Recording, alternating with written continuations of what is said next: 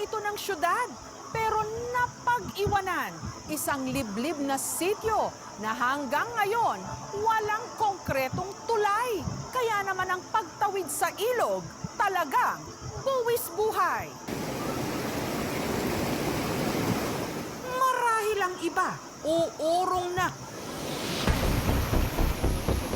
Kapag ganito kagalit ang alon,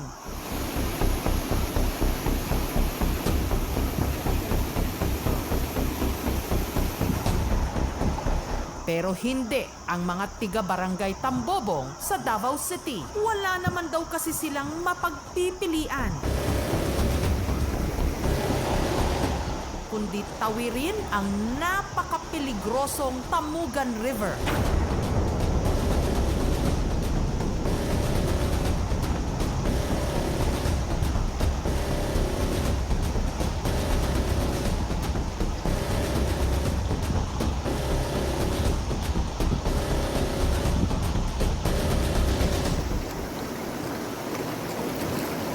Tatawirin nyo yan? Hindi ba kayo ano rin? Ha?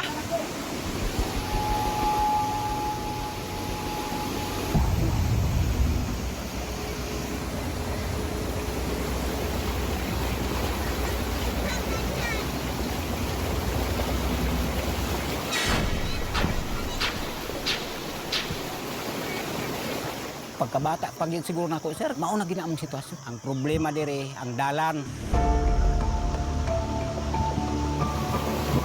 Nung araw na yon, naabutan ng aming team na itinatawid dito ang tila paralisado ng si Jason.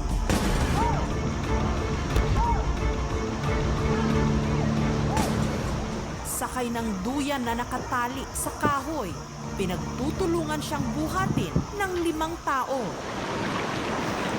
Handa nilang suungin pati kamatayan dahil kung hindi, buhay rin ang nakasalalay.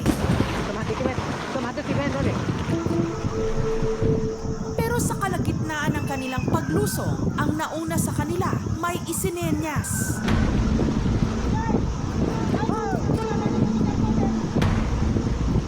Nataranta sila.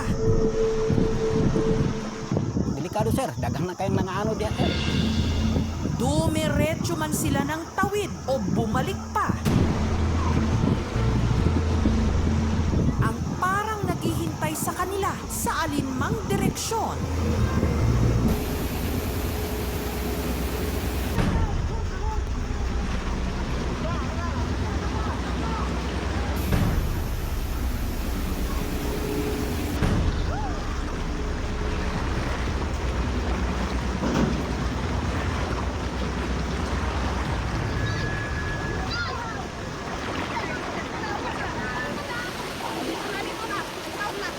Sa kabilang bahagi ng ilog na sila naligo at nagbihis.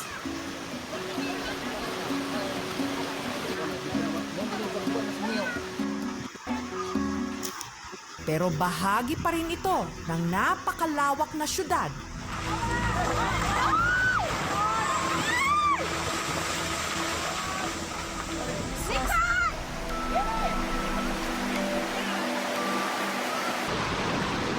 Sana ang mga taga rito hindi mananatiling uhaw sa agos ng pagbabago. Kung nagustuhan niyo po ang videong ito, subscribe na sa GMA Public Affairs YouTube channel. Don't forget to hit the bell button for our latest updates.